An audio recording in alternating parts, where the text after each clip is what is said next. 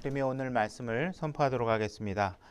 오늘 말씀 제목은 우리의 놀라운 미래 이렇게 되어 있고요. 본문으로 고린도전서 2장 9절과 10절 두 구절 찾아서 같이 소리내서 읽고 말씀을 선포하도록 하겠습니다. 고린도전서 2장 9절 10절입니다. 시작.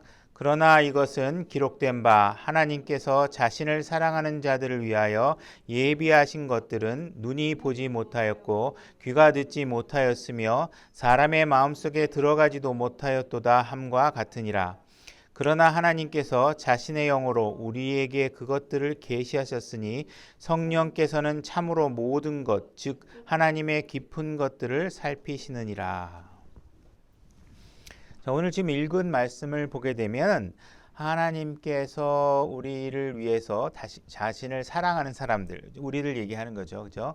우리 구원받은 성도들을 위해서 무엇인가 준비해 둔 것이 있다고 말씀하고 계십니다. 그래서 우리에게 그 내용들을 계시해 주고자 하고 계신다 이렇게 말씀을 하고 계시죠. 우리가 읽은 본문 중에 이 9절 말씀은 이사야서에 있는 말씀을 인용한 구절입니다. 이사야서 64장 4절을 가서 한번 찾아보도록 하겠습니다. 이사야서 64장 4절입니다. 제가 읽겠습니다.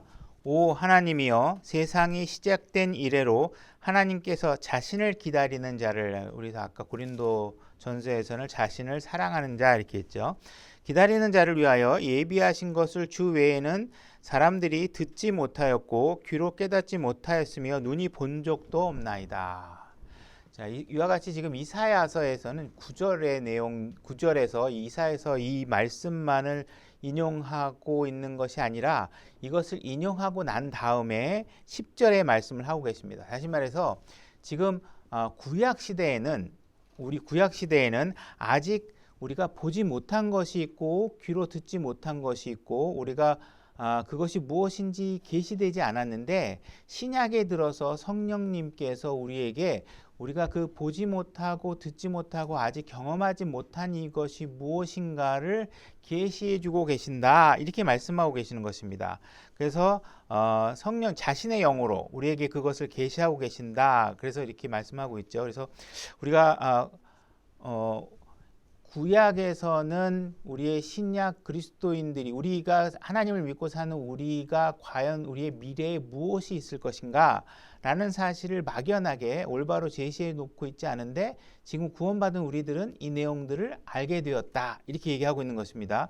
고린도전서 2장 6절로 가보겠습니다.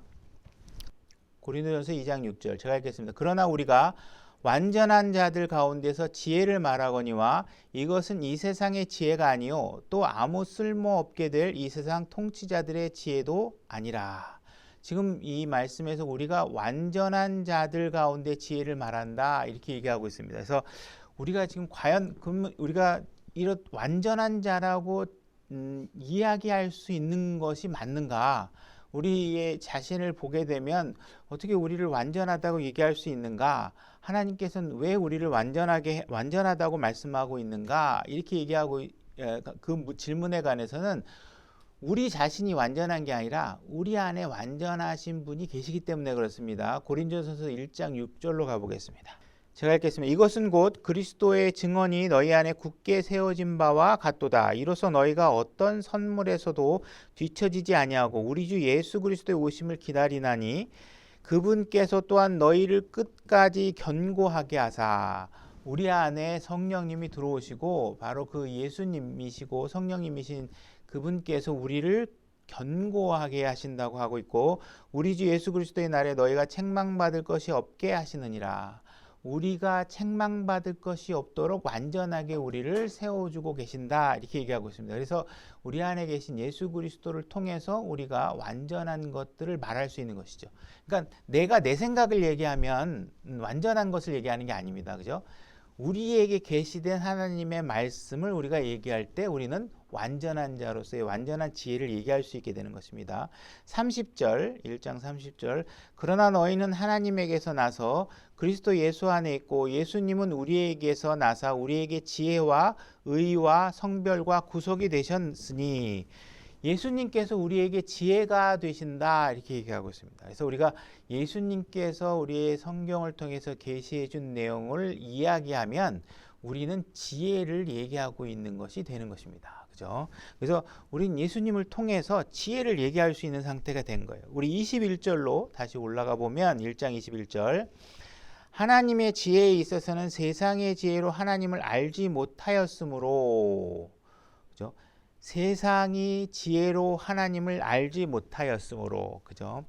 하나님께서 복음 선포에 어리석은 것으로 믿는 자들 구원하시는 것을 기뻐하셨도다, 이렇게 얘기했습니다. 세상의 지혜와 하나님의 지혜가 있는데 세상의 지혜로는 스스로 하나님을 알 수 없습니다. 하나님의 지혜가 우리에게 일방적으로 계시되었기 때문에 그것을 듣고 알 수 있는 것이죠. 25절, 1장 25절.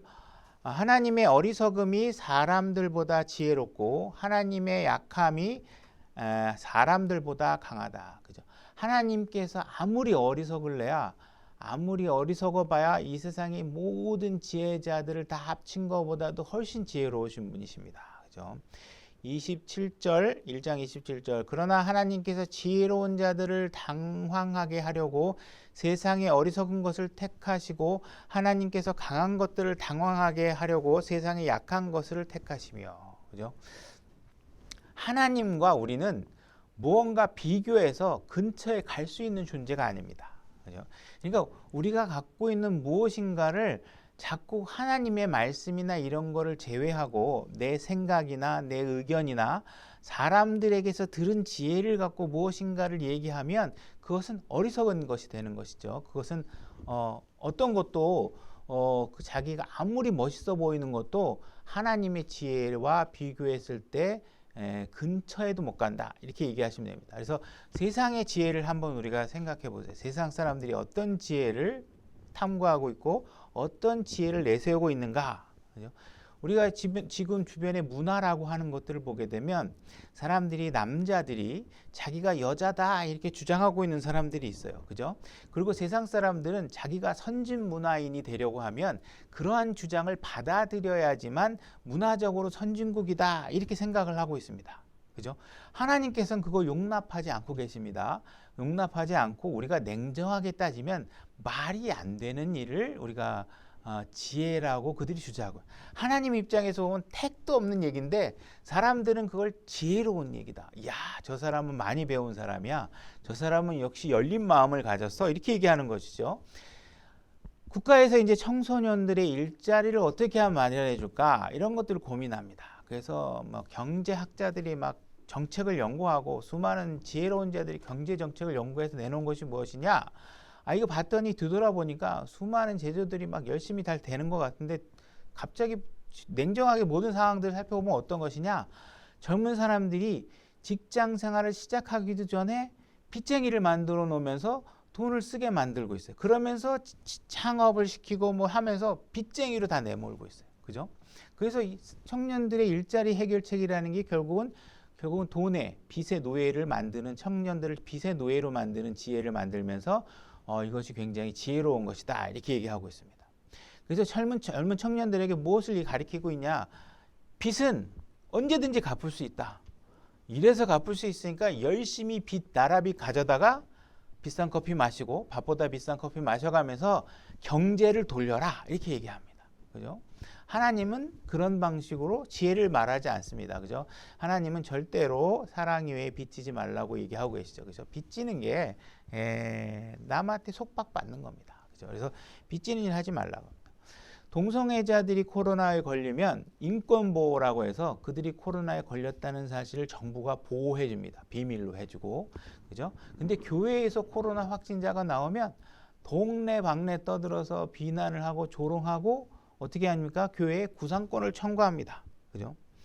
요즘에 여자들이요, 결혼하기 싫어합니다. 남편 수발 들기 싫다 이거죠. 근데 애완동물 기르듯이 애는 갖고 싶어. 그래서 어떻게 하느냐? 남편은 안 만들고 정자은행에 가서 정자를 사가지고 아버지 없는 애를 만들어서 이뻐라 하고서 뭐 애완동물 기르듯이 기릅니다. 이것이 세상 사람들이 이야기하는 지혜입니다. 그들이 만들어낸 지혜예요. 그래서 그들은 그런 지혜로운 일들을 실행하기 위해서 똑똑한 사람들이 사법고시 공부한 사람들 앉아가지고 법을 만들어가지고 수많은 사람들이 막 토론을 해가지고 통과시킵니다. 그래서 그것이 세상을 지배하도록 만드는 것입니다. 하나님은 그런 것은 완벽하게 배제하십니다. 누가 지혜가 완전한 것이냐? 하나님이 남자는 남자답게 살고 여자는 여자답게 살도록 하는 하나님의 말씀이 지혜로운 것인지 아니면 여자가 남자라고 주장하는 것을 받아들이는 게 지혜로운 것인지 우리가 냉철하게 생각해본 진리는 뻔합니다. 우리가 속기 때문에 그렇습니다. 속기 때문에. 그래서 우리가 2장 6절 보게 되면 우리가 완전한 자들 가운데서 지혜를 말하거니와, 그죠? 우리는 완전한 지혜를 소유하고 있는 사람들입니다. 그래서 우리 그리스도인들이 이야기하는 것들은 지혜를 얘기한다 할 때 지혜라는 건 뭐냐면 내 생각을 얘기하는 게 아니죠. 하나님이 이렇게 얘기하셨어. 하나님은 이것을 하면 안 된다고 하셨어. 하나님은 이거를 하라고 하셨어. 하면서 하나님의 기준과 하나님의 말씀을 나누는 것이 완전한 지혜를 우리가 얘기하게 되는 것입니다. 그죠? 그래서 이 세상의 지혜와는 완전히 다른 것입니다. 완전히 다른 것입니다. 그래서 하나님께서는 지금 이런 모든 것들을 누구에게 요구하고 있느냐? 세상 사람들에게 요구하고 있는 게 아닙니다. 이런 지혜를 갖는 것을 그리스도인에게 요구하고 있는 거예요. 이런 가치를 버리지 말라고 얘기하는 거예요. 세상에 동화되지 말고 세상 사람들이 봤을 때 이거 저 사람들 미쳤나 보다 라고 얘기하면 여러분들은 하나님의 진리를 내가 붙잡고 있구나 이렇게 생각하셔도 과언이 아니라 이거예요. 그죠? 그래서 또 아무 쓸모없게 될 이 세상의 통치자들의 지혜도 아니라, 그죠? 통치자들이 만들어내는 지혜. 지금 우리가 지금 민주주의 이런 것들이 세상의 최고의 제도인 것 같고 영원히 민주제도가 영원할 것 같은데요. 우리 성경을 보게 되면 이런 민주제도도 사라지게 됩니다. 다시 왕, 킹, 그죠? 적그리스도가 나면 대빵킹이 되고 나머지 왕들이 그 밑에 있게 됩니다. 그러니까 왕권 제도가 다시 부활하게 되는 세상이 도래하는 거로 우리가 볼 수 있습니다. 그래서 우리가 세상 사람들이 통치자들이 갖고 있는 지혜가 전부 다가 아니고 우리가 하나님 말씀을 통해서 우리가 지혜를 붙잡을 수 있어야 됩니다. 7절 다만 우리는 신비 속에 있는 하나님의 지혜 곧 감추어진 지혜를 말하노니 이 지혜는 하나님께서 우리의 영광을 위하여 세상이 생기기 전에 정하신 것이라. 이 지혜는 이 세상 통치자들 중에서 아무도 알지 못하였으니 만일 그들이 그것을 알았더라면 영광의 주를 십자가에 못 박지 아니하였으리라. 세상 사람들이 정말 예수 그리스도가 어떤 분인지, 그죠? 정말 그들의 손에 있었던 성경을 정말 제대로 믿고 있었다면 예수님이 누구인지 알 수 있었을 텐데 그걸 몰랐던 것이죠. 그래서 예수님을 조롱하고 정말 십자가에 돌아가시게 하는 이 추악한 일들을 우리가 행하게 됩니다. 그분은 우리에게 어떠한 해도 가한 분이 아니시죠. 근데 우리는 그분을 해하고 조롱한 것입니다. 그분이 한 일이라고는 우리가 이 악한 세상을 탈출할 수 있는 길을 만들어 놓으신 유일한 분이십니다. 그분을 통하지 않고는 우리는 구원받을 수 없습니다. 예수님께서는 이 땅에 오셔서 그 일을 하신 것이죠. 근데 이 땅에 오셔서 코앞에 있는 예수 그리스도를 알아보지 못하고 예수 그리스도를 조롱하고 비난하면서 오늘날 세상 사람들이 하고 있는 것이 무엇이냐? 자기들이 인류의 기원을 찾기 위해서 우주선을 우주로 쏘아붙이고 우주에 어떤 별의 생명체가 있는지를 찾아다니고 오만 군데 화성에다가 우주선을 보내서 뭔가 생명체를 찾아요. 내 앞에 생명이 계신 분은 못 알아봐. 그죠? 그러니까 이런 것들이 인간의 지혜라는 거예요. 그러니까 하나님의 지혜와 인간의 지혜라는 건 질적으로 방향이 틀린. 하나님은 지혜를 우리에게 코앞에다 갖다 주고 있는데 믿기만 하고 받아만 먹으면 되는데 그거 버리고 내가 멋있게 화성에 가야 지혜를 찾을 수 있다고 자꾸 애만대 돌아다니고 있다는 것입니다. 자, 9절 그러나 이것은 기록된 바 여러분들은 항상 무엇인가 얘기할 때는 여러분들의 생각의 기준은 항상 어디로 옮겨져야 되느냐? 기록된 말씀으로 가셔야 됩니다. 그러니까 여러분들의 생각의 출처는 기록된 바 이 말이 맞는가? 내 생각이 기록된 거에 근거한 것인가를 항상 보셔야 됩니다. 기록된 바 하나님께서 자신을 사랑하는 자들을 위하여 예비하신 것들은 눈이 보지 못하였고 귀가 듣지 못하였으며 사람의 마음속에 들어가지도 못하였도다 함과 같으니라. 우리의 눈은 아직 우리의 미래에 일어나게 될 일에 대해서 알지 못한다는 것입니다. 우리는 아직 미래의 일들을 본 적이 없죠. 우리의 미래에 어떤 일이 일어날는지 본 적도 없고 들은 적도 없어요. 그 시점으로 가본 적도 없어요. 그죠? 그래서 하나님께서 우리에게 주신 미래에 대해서 성경이 말해주고 계시해주고 있는데 우리가 그것을 실질적으로 보지도 못하고 듣지도 못하고 경험해보지 못한 우리의 상황 속에서 그 놀라운 미래들을 우리 마음이 명확하게 받아들이지 못하고 있다. 설마 그런 일이 정말 벌어질까? 그죠? 여러분들이 지금 예수님께서 나중에 그리스도의 심판석에서 여러분들의 모든 행위들을 보상과 심판하시겠다고 얘기하면 그렇지 논리적으로는 얘기하지만 정말 여러분들의 삶이 그 심판을 준비하면서 맨날 사시느냐 이거 받아들이지 않고 있잖아요. 그냥 어떻게 되겠지 그러고 살고 있잖아요. 그죠? 이와 같이 우리가 실제로 하나님께서 말씀해 주신 것을 정말 귀한 보배처럼 생각하고 삶에 적용하는 데는 여러분들의 마음이 그걸 명확하게 받아들이지 못하고 있다는 거예요. 10절 그러나 하나님께서 자신의 영으로 우리에게 그것을 계시하였으니 성령께서는 참으로 모든 것 즉 하나님의 깊은 것들을 살피시느니라. 여러분들은 아직 보지 못했습니다. 여러분들은 아직 듣지 못했어요. 근데 성령님께서는 이미 그 시점에 가서 무엇이 일어날지를 이미 보고 알고 계세요. 그곳에서 무엇이 일어난지 다 들어보신 분이에요. 그죠?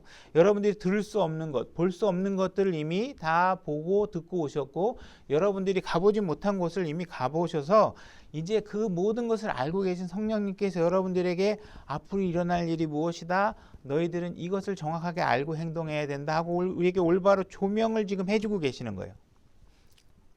근데 막상 성령님께서 우리에게 무언가를 얘기하고 해주고 있는데 우리의 생각과는 다른 부분들이 많이 있습니다.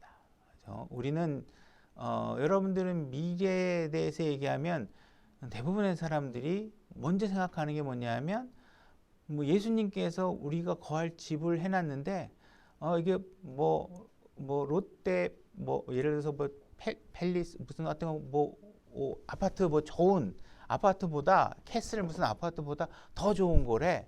우리의 관점은 어디에 가 있어요? 항상 물질에 가 있잖아요. 뭔가 손에 잡히고 그죠?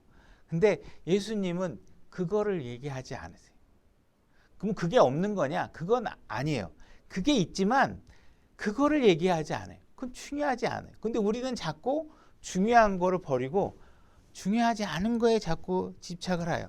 우리는 잘 이해하지 못해요. 이 주님께서 우리에게 계시해 주고 있는 거를 너무 막연하게 생각하고 잘 이해 못한다는 거예요. 요한복음 3장 12절로 가보겠습니다. 요한복음 3장 12절 제가 읽겠습니다. 내가 땅의 것들을 너희에게 말하여도 너희가 믿지 아니하거든 내가 하늘의 것들을 너희에게 말하면 어떻게 너희가 믿겠느냐. 지금 예수님께서 이 땅에 오셔서 하는 이적과 표적 그리고 네가 누구냐고 물어보면 대답해주고 너가 왜 이런 일을 했냐 그러면 난 아버지가 명령한 걸 한다고 얘기하면서 이미 성경에서 이야기하고 내가 하나님의 말씀을 성취하러 왔다고 얘기해주고 다 얘기하는데 이미 다 알만한 것들 얘기해 주는데도 이 사람들은 잘 이해를 못하는 거예요.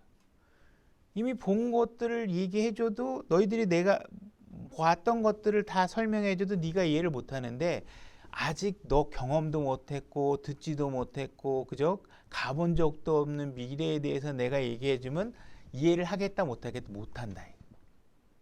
그죠? 그러니까는 하나님께서 지금 우리에게 설명을 못 해주는 이유는 뭐냐면 알려주기 싫어서가 아니라 알려줘봐야 잘 못하는 거예요.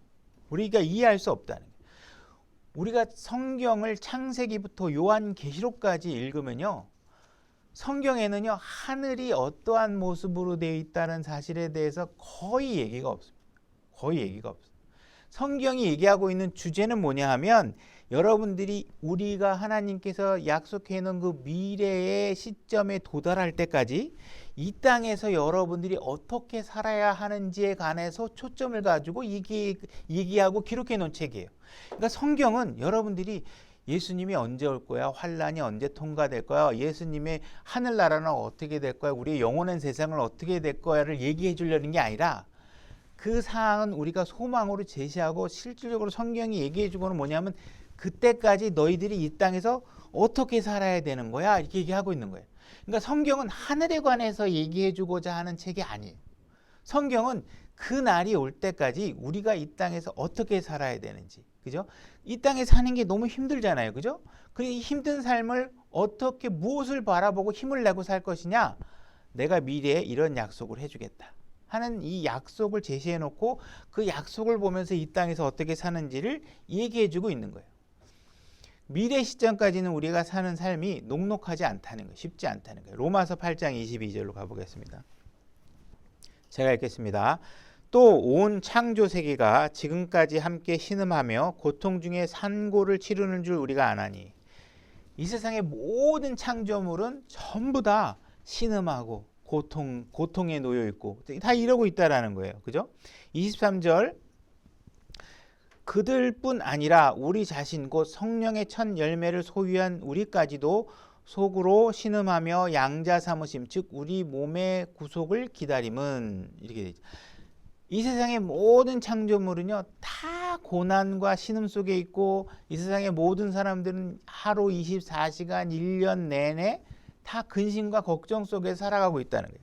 근데 우리가 구원을 받았잖아요. 그러면 우리가 생각할 때는 구원받은 사람은 뭔가 다를 거야 라고 생각하는데 아니라는 거예요. 구원받은 성령의 첫 열매에 참여한 여러분들도 똑같이 고생하고 신음하고 고통 속에 있다는 거예요. 언제까지? 이 몸이 새로운 몸을 받기 전까지, 우리 몸이 바뀌기 전까지는 그 고통이 계속될 거라는 거예요. 그죠? 그러니까 예수 그리스도를 믿고 구원을 받는다고 해서 이 세상 사람들이 겪는 고통에서 우리가 제외되느냐? 아니라는 거예요. 예수 믿고 복 받아라 하는 것을 마치 예수님 믿으면 사업도 잘 되고 병도 안 걸리고 안 믿는 사람이 당하는 고난이 나에게는 안 일어나고 이런 식으로 생각하는 것은 비성경적인 거예요. 왜? 성경이 지금 구원받은 사람도 우리가 몸의 구속을 기다리고 있는데 왜 기다리냐? 그 전까지는 고통 속에 있다라는 거예요.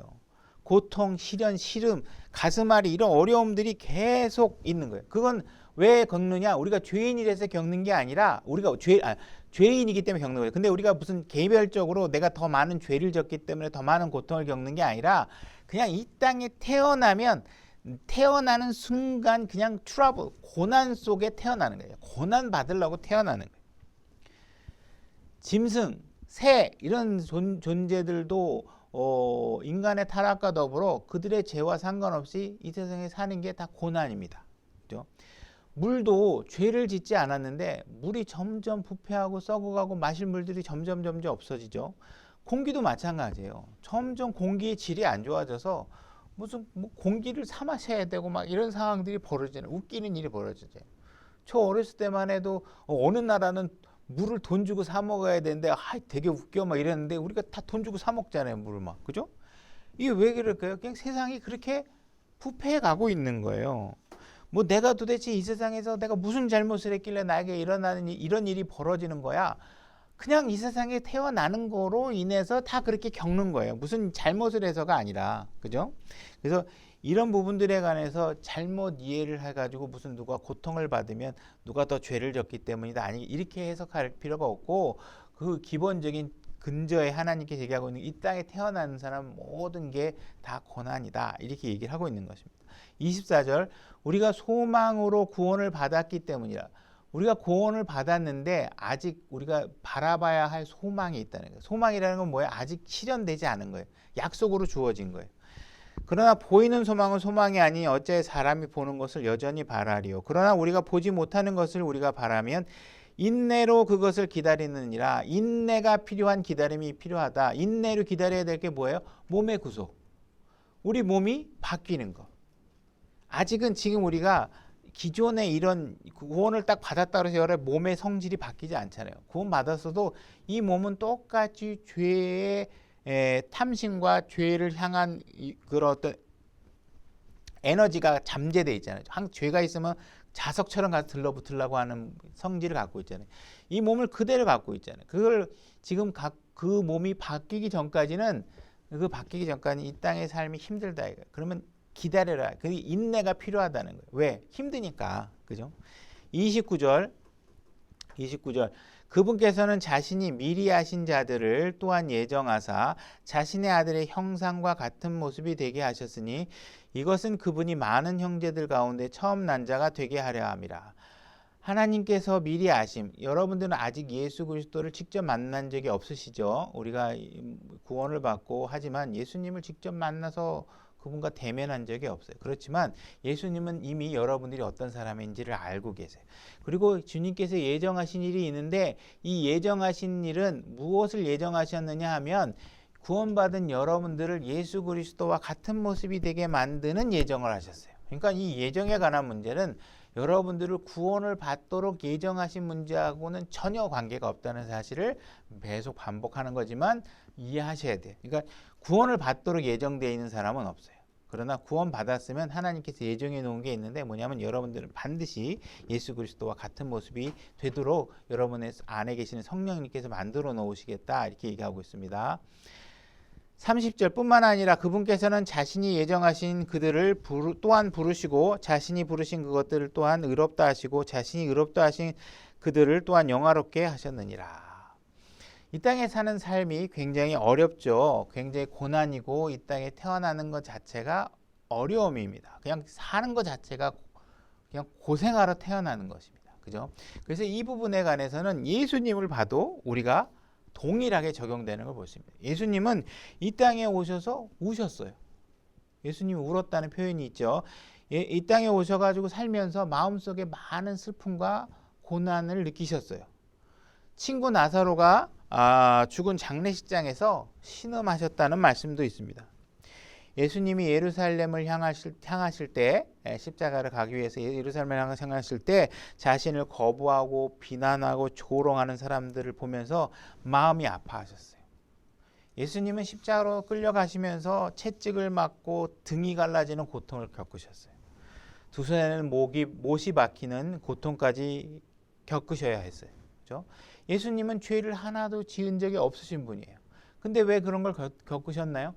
이 땅에 태어났다는 이유 하나만으로 겪는 거예요. 왜? 주변이 다 그런 죄인들의 소굴이기 때문에 엉망이 된 이 세상이기 때문에 이 세상이 예수님께서 바로잡기 전까지는 그냥 고통과 고난과 시기와 비난과 여러분들에 대한 판단, 비난 이런 걸로 가득 차 있어요. 그러니까 이 세상에 태어나는 것 자체가 아주 고난이에요. 근데 예수님께서는 십자가에서 죽으시는 그 시점은 고난이 아니라 거룩한 곳에서 이 땅에 태어나시는 그 시점부터가 고난이 큰 결심이 아니고는 여기 올 수가 없는 사람이에요. 그죠? 우리는 우리 죄 때문에 살지만 예수님은 굳이 거기에 와 오실 필요가 없으신 거죠. 그냥 이 땅에 태어나는 것만으로도 고난이 있다라는 거예요. 그죠? 그래서 이 모든 고난을 다 겪으시고 사시다가 십자가에서 죽으시고, 그죠? 그 다음에 부활하시고 이 땅에서 부활하신 몸으로 40일간 있으시다가 하늘로 승천하셔서 하나님 우편에 올라가서 영광을 받게 됩니다. 그죠? 여러분들도 이와 같은 영광이 기다리고 있습니다. 여러분들도 나중에 주님께서 부르시면 그 하늘로 올라가게 되겠죠. 그죠? 그래서 성경이 얘기하고 있는 건 이것입니다. 예수 그리스도를 믿고 구원을 받고자 하면 하나님께서 여러분들의 혼을 구원해 주십니다. 여러분들의 죄를 깨끗하게 해주셔서 의롭다고 인정해 주십니다. 그죠? 죄를 용서해 주시죠. 그런데 여러분들을 그렇게 구원해 놨다고 해서 이 땅의 삶의 고난을 비껴나가게 하시느냐? 그렇지 않다는 거예요. 하나님께서는 이 땅의 삶을 그대로 마주하면서 승리하는 삶을 살 수 있도록 그 삶을 헤쳐나갈 수 있도록 돕겠다 말씀하시는 거예요. 그죠? 그래서 언젠가는 이 땅은 그런 삶을 잘 이겨난 뒤에는 분명히 우리가 예수님과 같은 모습으로 바뀔 것이고 그런 바뀐 모습으로 영광스럽게 우리가 드러나게 될 것이라는 거예요. 그래서 우리가 혼의 구속이 이루어진 것처럼 이 몸에 대한 구속이 결국은 나중에도 이루어질 것이다. 그때가 되면 여러분들의 몸이 바뀌어서 완전하게, 그죠? 모든 것들이 거룩하게 된 시점부터는 어떤 일이 벌어지느냐? 하늘에 가서 여러분들은 질병이 없는 삶을 살게 된다. 몸에 상처도 안 일어나고 마음의 상처도 안 입게 돼요. 낙심하는 일도 없어. 왜? 주변 사람들이 나를 낙심시키는 사람들이 없어요. 완전하게 거룩해져 있어서. 그러니까 여러분들은 감정이 상한 일도 없는 것이죠. 그죠? 우리의 미래에는 이와 같이 완벽하게 이 땅에서는 겪기 힘들었지만 그때 가면 겪을 필요조차 없는 상태로 하나님께서 만들어 놓으시겠다고 하는. 그러니까 그때까지는 어떻게 하셔야 돼요? 잘 살아달라 이거예요. 이 땅에서 그리스도인답게 살아달라는 거예요. 그죠? 그때 가면 하늘나라에 가면 여러분들의 미래에는 완전한 자유가 보장돼 있다는 거예요. 완전한 자유가. 근데 우리가 그 시점에 아직 가보진 않았잖아요. 눈으로 아직 확인을 못했잖아요. 귀로 듣지도 못했고 경험하지 못했다는 거예요. 그렇지만 내가 분명히 약속해 주겠다고 하는 거예요. 그 사실을. 그죠? 그때가 되면 고통과 통증이 없는 몸을 갖게 될 것이고, 그죠? 완전히 그 고통 자체가 그 원인 제공을 하는 것들이 다 사라진 공간에서 그런 곳에서 우리가 미래를 보내게 될 것이라는 거예요. 그 약속을 해주는 거예요. 자, 고린도전서 15장 50절로 가보겠습니다. 제가 읽겠습니다. 형제들아, 이제 내가 이것을 말하노니 살과 피는 하나님의 왕국을 상속받을 수 없으며 또한 썩는 것은 썩지 아니하는 것을 상속받지 못하니라. 우리 이 몸으로는 영원한 것을 상속받을 수 없죠. 보라, 내가 너희에게 한 가지 신비를 보이노니 우리가 다 잠자지 아니하고 마지막 나팔 소리가 날 때 눈 깜짝할 사이에 순식간에 다 변화되리라. 너희에게 한 가지 신비를 보이노니 이렇게 얘기하고 있죠. 왜 신비냐? 그 이전에는 이 사실들을 드러내서 계시해 주지 않았어요. 구약에 있는 성경 기록을 통해서는 사람들이 무덤 뒤에 무엇이 기다리고 있는지, 그죠? 그 다음에 죽음 뒤에 무엇이 기다리고 있는지 알 수가 없었어요. 근데 신약에 와서 하나님께서 이것을 계시해 주고 계시는 거예요. 죽음 뒤에 무엇이 기다리고 있다, 이런 사실들을 알려주고 계시는 거예요. 하나님께서 이것을 지금 신비라고 얘기하는 것은 아직까지도 우리 신약 성도들에게 이게 신비의 영역이기 때문에 그렇게 말씀하시는 건 아닙니다. 우리가 이의 영역을 떠나는 게 아니라 구약에서 이것이 신비였기 때문에 그 신비라고 얘기할 뿐입니다. 그 다음에 눈 깜짝할 사이에 순식간에 변화되리라 이렇게 얘기하고 있죠. 그죠? 눈 깜짝할 사이입니다. 그러니까 어떤 진화의 개념이라든지 어떤 뭐 이런 변화들이 점진적으로 일어나는 것이 아니라 여러분들의 몸이 새롭게 바뀌는 것은 눈 깜짝할 사이예요.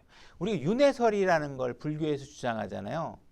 그 사람들이, 저도 뭐 불교를 공부해 본 적이 없어서 이제 조각으로 들은 얘기로만 하면 그런 거잖아요. 그들이 주장하는 뭐냐면 이 세상에서 전생에 잘 살면 사람으로 다시 환생하고 잘 못 살면 뭐 개나 뭐 이런 걸로 하잖아요. 그러니까 아무리 잘 살아봐야 이 땅에 다시 사람으로 태어나는 게 환생이에요. 그러면 여러분들이 이 땅의 삶이 힘들어 죽겠는데 내가 잘 살아봐야 이 땅에 또 태어나. 10번 환생했는데 아무리 잘 살아봐야 이 땅에 또 10번 태어나. 그러면 여러분들이 환생이라는 게 이게 축복이에요, 여러분들에게? 아니잖아요. 이 땅을 벗어날 수 있게 해줘야 그것이 축복이잖아요. 하나님께서는 눈 깜짝할 사이 어느 시점이 되면 여러분들을 완벽하게 바꿔놓고 이런 모든 고난이 없는 곳에 가겠다는 거예요. 그러니까 이 땅에서 자꾸 뭐 태어나고 죽고 하는 것이 불교의 윤회라면, 그럼 우리 기독교에서 그 얘기를 하면 이건 비극이에요. 이 땅에 또 태어나는 게 축복이야? 이 말이 안 되잖아요. 그죠? 그러니까 눈 깜짝한 사이에 일어난다. 52절, 나팔 소리가 나매 죽은 자들이 썩지 아니할 것으로 일어나고 우리가 변화되리니 이 썩을 것이 반드시 썩지 아니함을 입고 이 죽을 것이 반드시 죽지 아니함을 입으리로다. 그리하여 이 썩을 것이 썩지 아니함을 입고 이 죽을 것이 죽지 아니함을 입었을 때 기록된 바 사망이 승리 가운데 삼켜졌도다. 그죠? 우리가 두려운 게 사망이죠. 그죠? 근데 이 사망이 사라져 버린 것입니다. 하신 말씀이 성취되리라. 오 사망아, 너희 쏘는 곳이 어디 있느냐? 오 무덤아, 너희 승리가 어디 있느냐? 사망이 쏘는 것은 죄요, 죄의 힘은 율법이니라. 그러나 우리 주 예수 그리스도를 통하여 우리에게 승리를 주시는 하나님께 감사하노라. 우리는 완벽하게 죽음이 없고 사망이 없고, 그죠? 지옥과 전혀 상관없는 곳에서 영원한 행복한 삶을 살게 될 텐데, 이런 일들이 언제 이루어지는 것이냐? 이 말씀을 언제 이루어지냐? 맨날 일어나는 게 아니라 어느 한 시점에 될 것인데, 그 시점은 언제냐? 이 교회가 완벽하게 다 채워져서 더 이상 더할 혼이 없어지게 될 그 시점, 그죠? 그 시점에, 다시 말해서 교회가 완성되는 그 시점에 이 일이 벌어지게 될 거라는 것이에요. 그때가 되면 모든 성도들, 그죠? 쭉 하나님을 믿으면서 구원받고 죽고 했던 모든 성도들이 완벽하게 이 지금 이런 썩을 몸을 완전히 버리고 썩지 않을 몸으로 바뀌게 되는 일들이 우리에게 벌어질 거라는 것이. 그죠? 그래서 이 죽을 몸이 계속 갖고 있으면 죽을 수밖에 없는 이 몸을 벗어버리고 새로운 몸을 받게 되는데 이것이 부활이다. 예수님께서는 이미 그 부활의 첫 번째 대열에서 이미 부활하셨죠. 그래서 예수님께서 나를 믿고 따르는 사람들을 나중에 나와 같이 동일하게 이와 같이 부활을 하게 해주겠다라고 한번 샘플로 보여주신 거예요. 그죠? 내가 이렇게 부활하겠다. 그리고 그 일이 벌어지는 이 어느 때냐 하면 교회가 다 완성되고 나팔 소리가 빵 하고 나게 되면 그때 이런 일들이 벌어질 것인데 우리가 아직 그거를 목격은 못했다는 거예요. 지금 살고 있는 여러분들은 그것을 지금 목격하지 못했다는 거예요.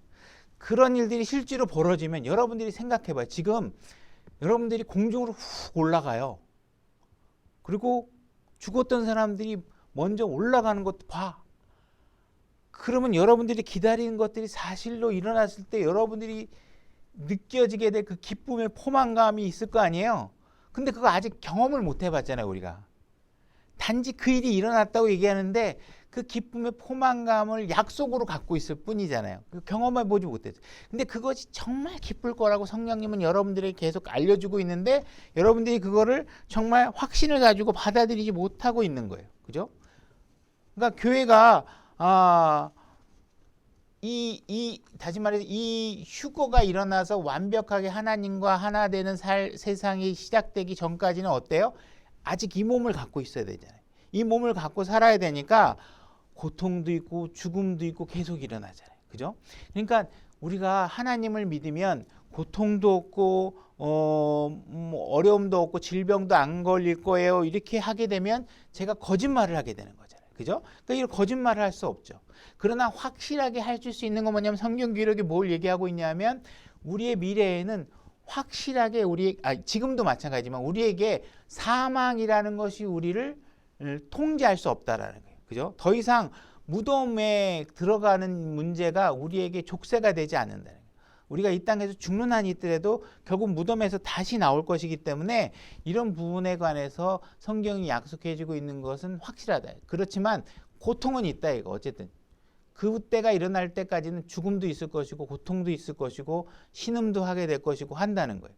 근데 그 일들을 갖다가 우리가 다른 사람과 다르게 다룰 수 있는 건 뭐냐면 다른 사람은 소망이 없어. 그냥 끝이 지옥이야. 그런 약속도 몰라. 근데 우리에겐 그런 약속이 주어져 있잖아요. 그죠? 고통도 없는 세상에 있다라는 우리를 기다리고 있다는 사실. 자, 빌립보서 3장 20절로 가보겠습니다. 제가 읽겠습니다. 우리의 생활 방식은 하늘에 있으며 거기로부터 또한 우리가 구원자 주 예수 그리스도를 기다리노니 그분께서는 모든 것을 자기에게 복종시킬 때 사용하는 능력을 발휘하사 우리의 천한 몸을 변화시켜 자신의 영광스러운 몸과 같게 만드시리라. 언제? 나중에. 지금은 아니고 나중에. 그죠? 천한 몸. 다시 말해서 지금 여러분들이 갖고 있는 몸을 어떤 몸이라고 지금 성경이 얘기하고 있어요? 천한 몸이라는 거예요. 천한 몸. 천한 몸이라 나이가 들면 그냥 무릎도 아파오고 노안도 오고 귀도 어두워지고 말도 잘 못 들고 판단도 왔다리 갔다리 하게 되고 이게 점점 망가져 가는 거예요. 그냥 어떻게 해서든지 병원 가면서 열심히 고쳐 쓰다가 안 되면 이제 죽는 거예요. 그죠? 그거 말고는 방법이 없어요. 그죠? 지금 여러분들이 갖고 있는 몸도 이 세상의 그 어떤 창조물보다도 놀라운 기능을 갖고 있어요. 사람들이 사람처럼 이족 보행을 하는 로봇을 만들려고 그러는데 이게 잘 안 돼. 뭐 보스턴인가 어디 그 보스턴 인공지능 만드는 거 현대에서 샀잖아요. 그 로봇 만드는 거. 막 영상에서는 사실 굉장히 잘 뛰어다니고 하잖아요. 근데 왜 그렇게 잘 뛰어다니면 진짜 여러분 눈앞에 기자들 보여놓고 시연하면 좋을 것 같은데 그거 안 하잖아요. 그죠? 그러니까 이것이 아직 보여줄 만큼의 뭐가 안 돼요. 영상으로 편집만 가능한 거지 사실상 이족 보행을 그렇게 장애물이 있는데도 펄쩍펄쩍 뛰어다니고 여러 가지 테스트 중에 가장 베스트한 것을 보여준 게 아닐까 하고 제 추정이에요. 추정. 정말 걔네들이 그거 정말 그렇게 만들 수만 있으면 딱 보여주면 회사 주식 올라가고 뭐 어마어마할 텐데 왜 안 보여주겠어요, 그냥. 그죠? 그게 우리 인간처럼 애기처럼 걷는 것만으로도 신비한 몸이잖아요, 이게. 어마어마하게 놀란데 이게 하나님의 기준에서는 아주 천하디 천한 몸인 거예요. 천하디 몸. 그러니까 유지하는데 비용이 너무 많이 들어. 그죠? 저희 어머님도 지금 나이가 90이 넘으셨죠? 그죠? 넘으셨는데 지금 90이 넘으셔서 병원에 들어가셨는데 그분도 기도가 뭐냐? 지금 저하고 밤새도록 하면서 이것저것. 내가 2달만 더 살게 해달라고 맨날 기도했다는 거야. 그죠? 근데 우리 형제들은 그분은 그렇게 살고 싶어 하는데 우리 형제들은 조금 더 살면 뭐 하겠냐, 그냥 빨리 집에 와서 우리 임종을 지켜보자고 막 그런 얘기를 하는데, 우리 생각과 본인의 생각, 누구도 나이 먹어서 살 만큼 살았다고 내 생명을 편안하게 내려놓을 사람이 있을까요, 없을까요? 없다는 거예요. 없어요. 어떻게 내려놔요?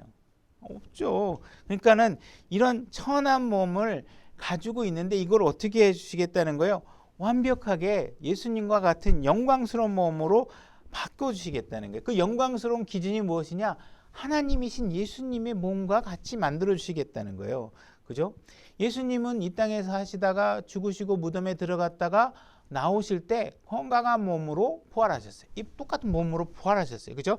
이런 몸의 문제가 얼마만큼 예수님의 부활한 몸이 어떠한 모습인지 묘사하고 있는 거 보면 굉장히 놀라운 기능들을 탑재하고 계십니다. 그죠? 문이 닫혀 있는데도 들어오시고, 그죠? 눈 깜짝할 사이 셋째 아들 하나님에게도 갔다 오기도 하고, 그죠? 더 이상 지금 이런 천한 몸이 아니라 영광스러운 몸으로 건강 걱정할 필요 없고, 뭐 건강 문제로 기도 제목 올려가면서 서로들 모여가지고 네 건강을 위해서 내 기도해줄게, 이런 일 할 일이 없다라는 거예요. 그죠? 우리가 이런 약속에 대해서 우리가 흔들리고 있는 것은 왜 그러느냐? 이런 약속이 있기는 한데 현실적으로 보게 되면 아직 이 죽는 사람들도 눈에 보고, 뭐 자꾸 뭐 우리 죽어도 살겠다고는 하는데 뭐 맨날 현실적으로 보게 되면 그래도 옆에 있는 사람이 나이 들어서 죽고 장례식에 가야 되고 하는 일들이 벌어지니까 실질적으로 이것을 뭔가 확실하게 받아들이지 못하고 있는 것이죠. 그러나 분명히 하나님께서 약속해주고 있는 것은 무엇이냐 하면 우리의 영혼 몸이 완벽하게 다시 결합을 해서 완전한 상태로 되고 또 예수님과 같은 형태로 돼서 영원한 생명을 갖게 해주시겠다는 거예요. 그죠? 그래서 이런 일들을 우리에게 해주고 계시다. 예수님께서 이 땅에 오셨을 때 죄를 짓지 않았던 건 왜 안 지셨냐 하는 것은 예수님 안에는 죄를 짓고자 하는 동기가 생길 수 있는 마음이 전혀 없어요.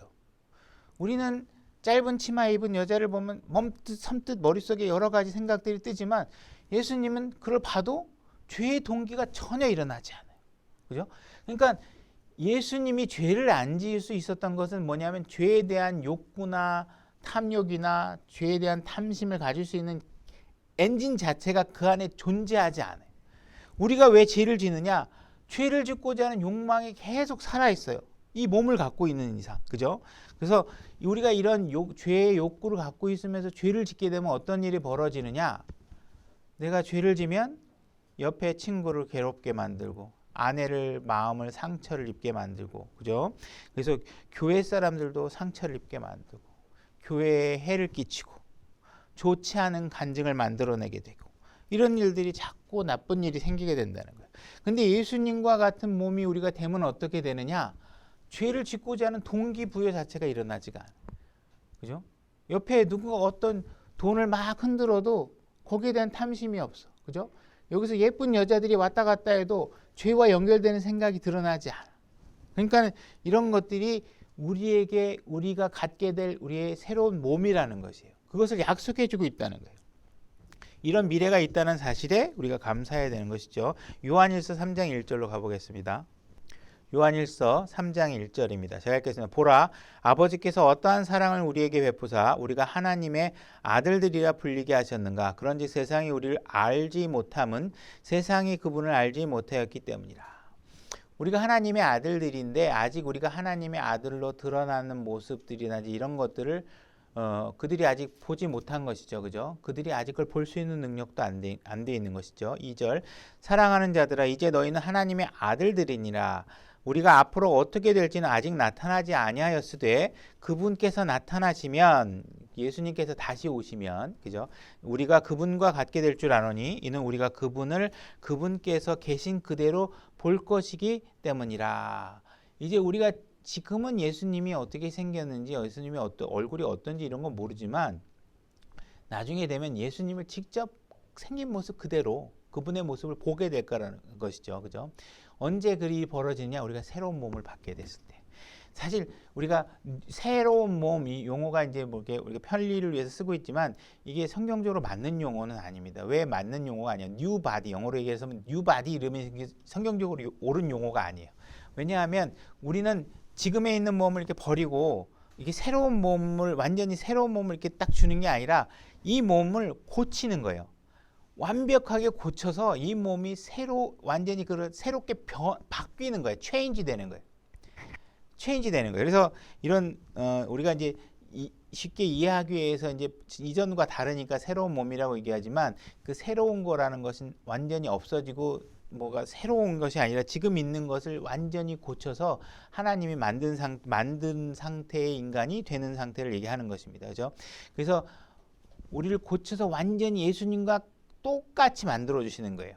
예수님과 같게 되어졌다라는 것, 다시 말해서 우리가 예수님처럼 보이도록 만드는 게 아니에요. 예수님처럼 보이도록 하는 게 아니라 예수님과 아예 질적으로 똑같은 몸이 되는 거예요. 여러분들이 보이기에는 예수님 같아 보이게는 만들었는데 여러분들의 행동이 예수님과 같지 않으면 하늘에 있을 수가 있을까요? 없을까요? 있을 수 없어요. 하나님과 동일한 수준의 거룩함이 행동으로부터 나오지 않으면 거기에 존재할 수가 없어요. 그러니까 예수님께서 우리를 그분과 동일하게 만들어주겠다 하는 것은 진짜 예수님의 모습과 동일하게 만들어주시는 거예요. 그죠? 우리가 그 예수님의 모습에 관해서 성경에서는 정확하게 그분을 초상화를 그릴 수 있을 만한 힌트를 주고 계신 게 별로 없습니다. 그죠? 예수님께서 그냥 뭐 50도 안 돼 보인다. 뭐 이렇게 남이 흠모할 만한 모습이 아니다. 뭐 이런 정도의 모습이 있죠. 그런 것만 하고 있는 것이죠. 그죠? 그것은 어느 누구 성경이 말하고 있는 취지는 뭐냐면 우리가 예수님을 막 이렇게 뭐 어떻게 생긴 거야 뭐 우리가 많이 보는 유러피안 이런 어떤 잘생긴 예수님의 초상화처럼 이런 모습을 제시하고 있지 않아요. 근데 우리가 자꾸 그거를 형상화시키려고 노력하는데 그것은 하나님께서 바라고 있는 바가 아닙니다. 우리가 주님과 같아지는 모습을 만들어주겠다, 같게 해주겠다는 것은 예수님과 똑같은 얼굴을 만들어주겠다 이런 뜻이 아니에요. 우리가 복음서에 보게 되면 예수님께서 죽었다가 부활하시고 난 뒤에 제자들이 부활하신 예수님을 보고 못 알아봅니다.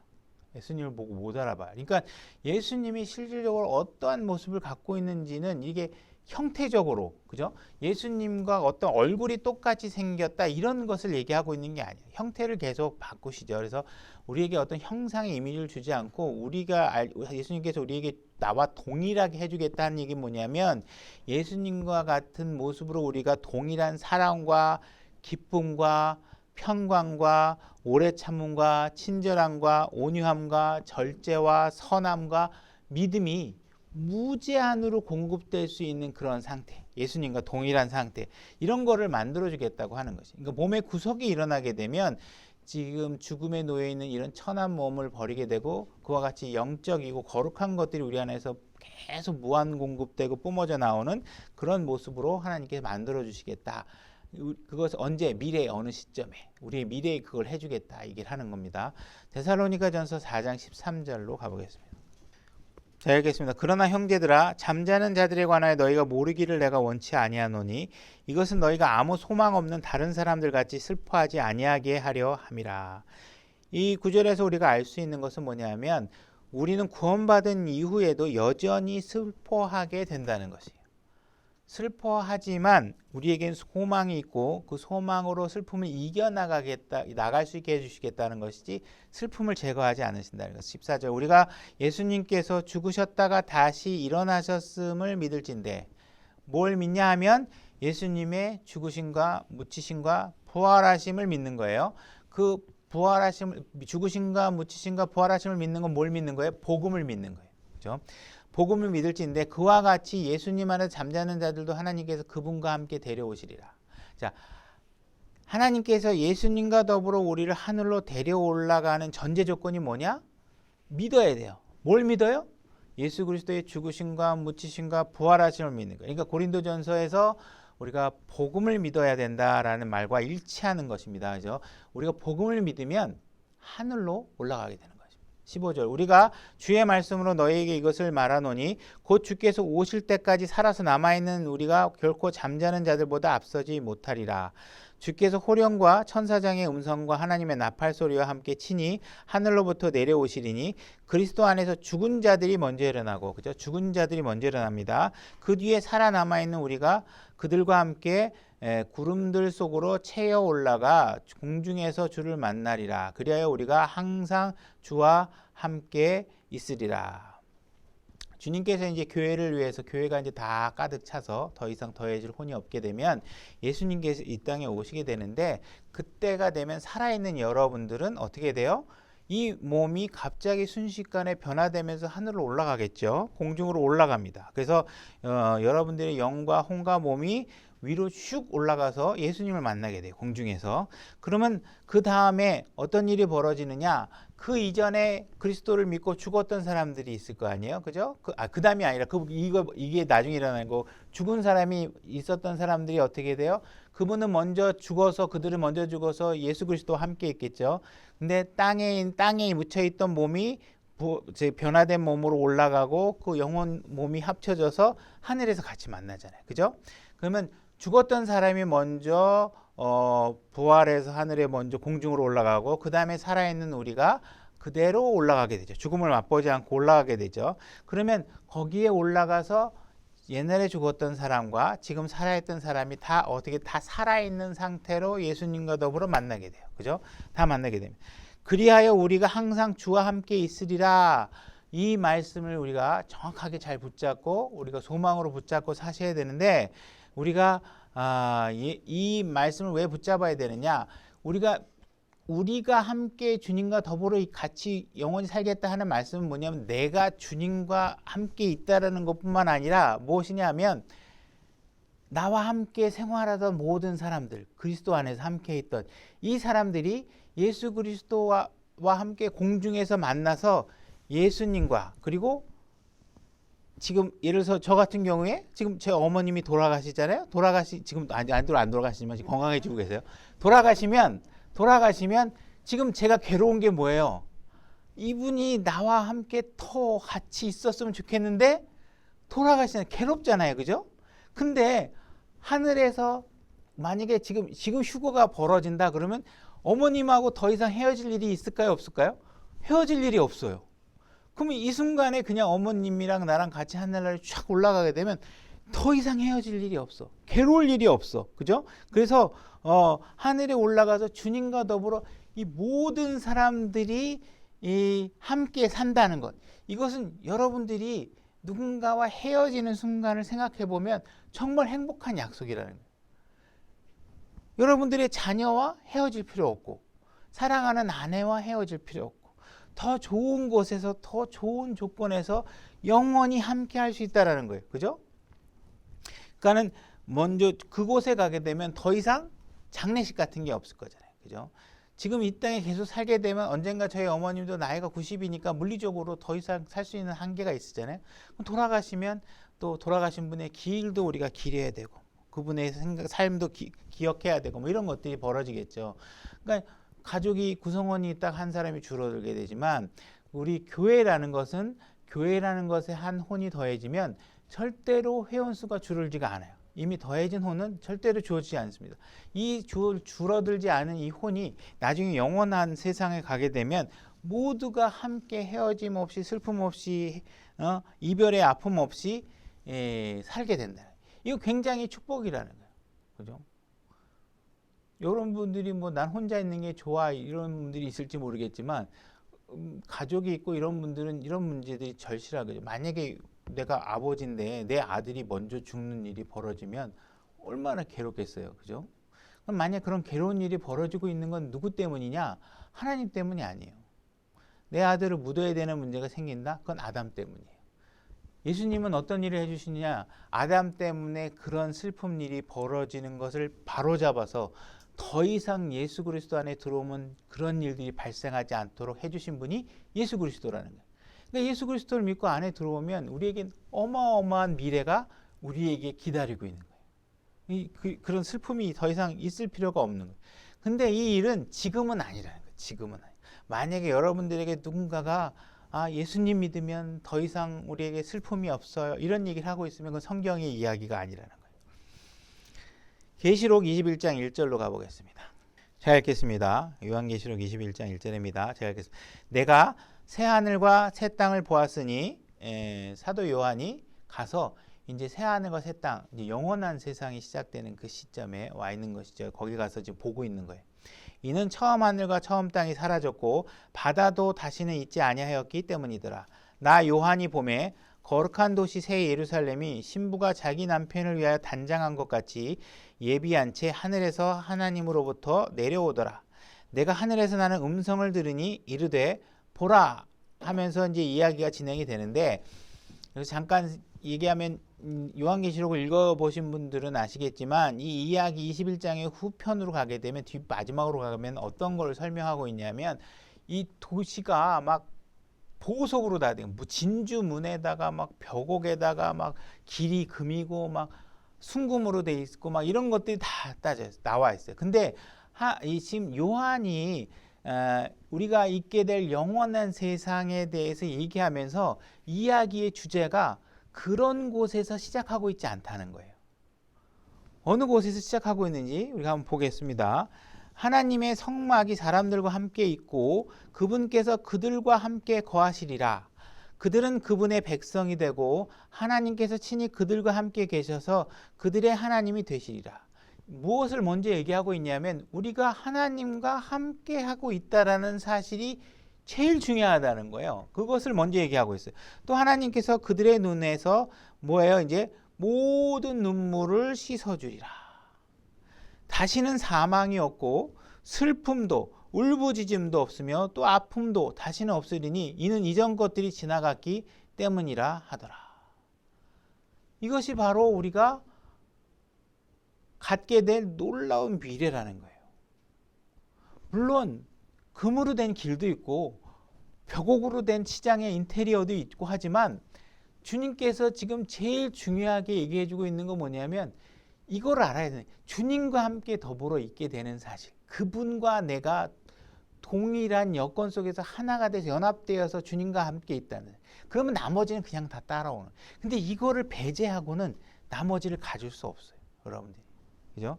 여러분들이 저희 어머님도 막 입원실이 없어. 어쨌든 간에 1인실에 들어가서 병원실에 들어가 있죠. 막 그러면 이제 뭐 하루에 입원비가 어마어마하잖아요. 그럼 몇 주만 있으면 그냥 돈 1,000만 원 그냥 넘어가는 거예요. 그죠?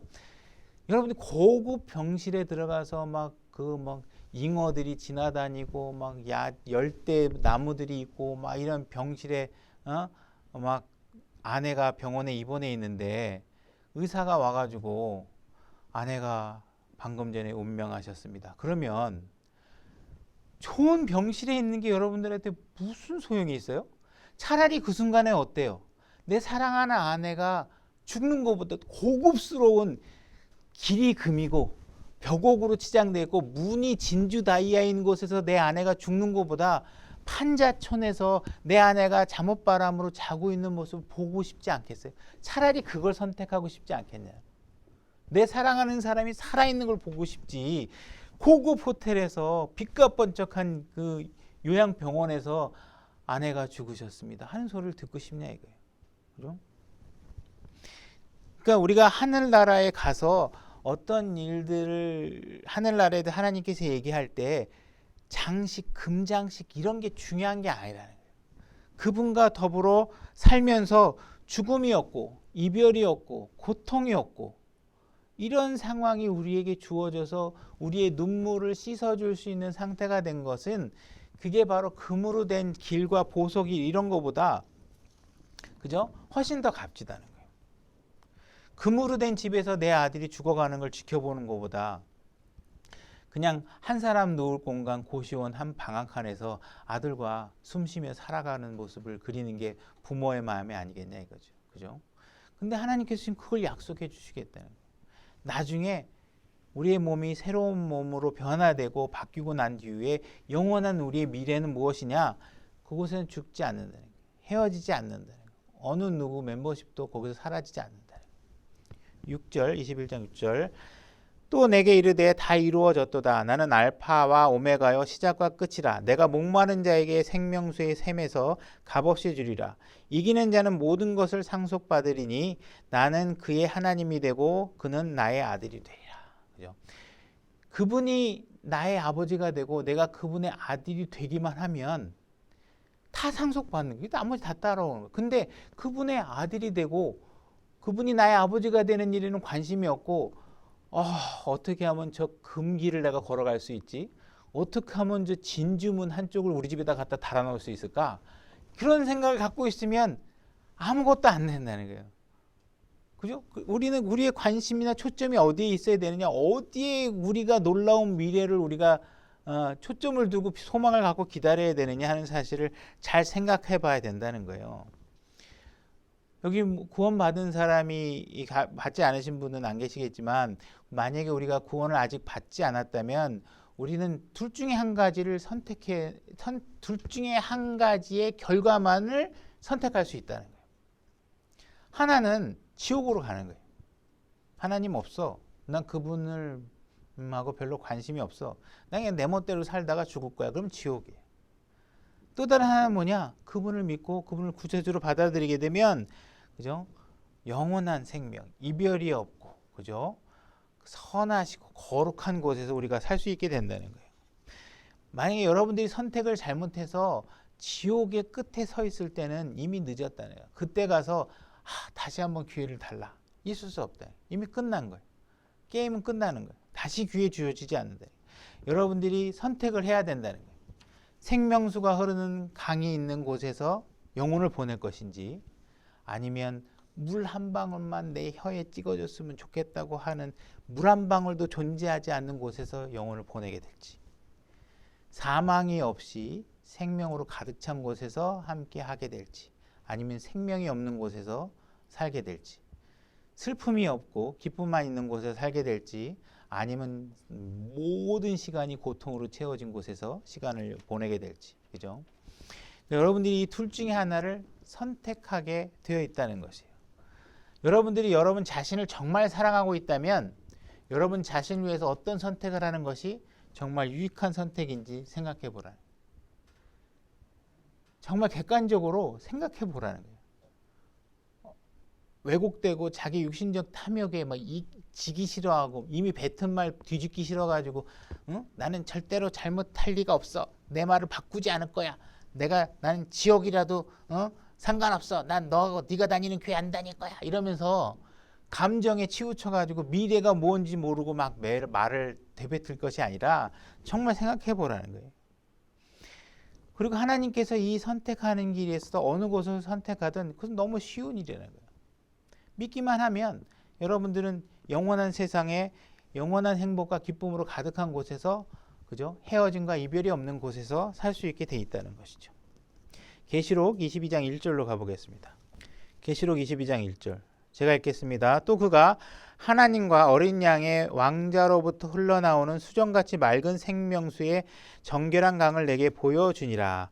그 도시의 거리 한가운데와 강의 양쪽에는 생명나무가 있어서 그것이 12종류의 열매를 맺고 나무 하나가 12종류의 열매를 맺는 것 굉장히 놀랍죠. 신기하죠. 그죠? 달마다 자기 열매를 냈으며 그 나무의 잎사귀들은 그 민족들을 치유하기 위하여 있더라. 근데 정말 이런 놀라운 것이 중요한 게 아니라 하나님께서 정말 놀랍게 약속해 주고 있는 미래의 방점은 어디에 있느냐? 바로 다음 절부터 있다는 거예요.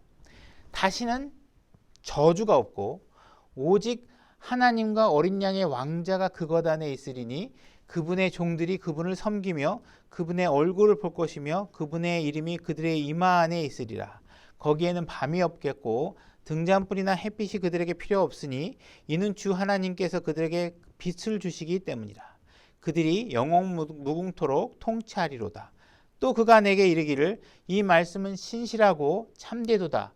주 곧 거룩한 대언자의 하나님께서 자신의 종들에게 반드시 곧 이루어질 것을 보이시려고 자신의 천사들을 보내셨도다.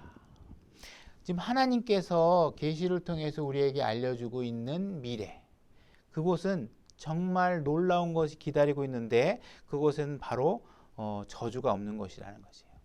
거룩한 것만 있고 기쁨과 행복만 있는 곳이라는 것이. 하나님께서 이것을 우리가 아직 경험해 보지 못했고 귀로 듣지 못했고 눈으로 보지 못했지만 계시를 통해서 우리에게 계속 알려주고 있는 것이죠. 그죠? 제가 하고 있는 이 역할이 무엇이냐? 여러분들에게 이 소망을 잊어버리지 않도록 계속 그 사실을 기억하게 하도록 하는 일이 제가 하는 일이죠. 그죠? 그래서 하나님께서 교회를 세워주셨고 교회의 감독을 세워주셨고 그리고 구원받은 그리스도인이 함께 모일 수 있는 곳을 마련해 주신 이유는 뭐냐 하면 우리가 이 땅의 슬픔과 고난이 사라진다는 거짓 약속을 해주는 게 아니라 동일한 문제가 있지만 이 소망을 붙잡고 우리가 그 문제들을 지혜롭게 대처할 수 있도록 하나님께서 우리에게 알려주고 계시는 것이라는 거예요. 우리에겐 놀라운 미래가 기다리고 있다는 사실을 우리가 알아야 된다는 거예요. 단지 그곳에 도달하기까지 약간 우리는 비포장도를 울퉁불퉁거리면서 가게 된다는 거예요. 다른 사람은 소망 없이 가겠지만 우리는 잠깐 울퉁불퉁거리지만 우리는 지금 목적지가 무엇이 기다리고 있는지 알기 때문에 그 가는 길조차도 슬프지만 그것을 이겨낼 수 있고, 그죠? 힘들지만 그것을 기쁨으로 이겨나갈 수 있고, 마음이 괴롭지만 마음의 화평을 유지하면서 할 수 있다는 것입니다. 그래서 여러분들이 이런 우리의 미래에 기다리고 있는 것을 잘 기억하시고 여러분들의 삶에 큰 동력이 되기를 바랍니다.